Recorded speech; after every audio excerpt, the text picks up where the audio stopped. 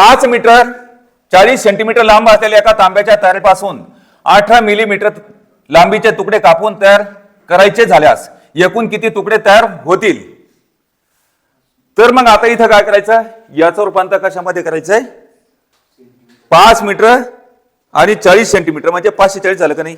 आणि तुम्हाला असं जर ठेवायचं असेल इथं उदाहरणार्थ 5 आणि 40 असं ठेवायचं तर असं ठेवू शकता 5 मीटर 40 सेंटीमीटर.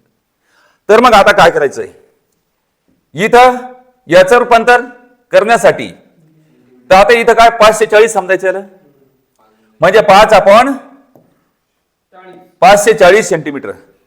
याचं रूपांतर कशामध्ये करायचं? आपल्या मिलीमीटर कायचं मिलीमीटर मध्ये रूपांतर करायचं असेल तर प्रथम आपल्याला त्याच्यामध्ये मीटर मध्ये रूपांतर करावं लागतं का नाही? या सेंटीमीटरचं रूपांतर मीटर मध्ये करण्यासाठी भागेला किती घ्यायचे? 100 घ्यायचे उजवीकडून डावीकडं. आता इथं काय करायचं गुणिला, तर आता याचं रूपांतर गुणिला 1000 केलं तर काय झालं?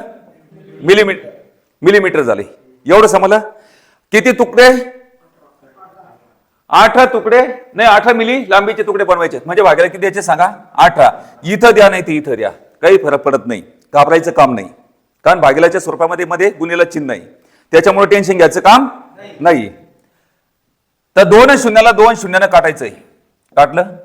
18 आणि 54 कोणत्या पाड्यात आहे? 18 1 18 18 त्रिक 54. काठच्या संपलेले कोणाचा गुणाकार? 3 आणि 100चा किती झाले सांगा? किती तुकडे होतील? 300 तुकडे होतील.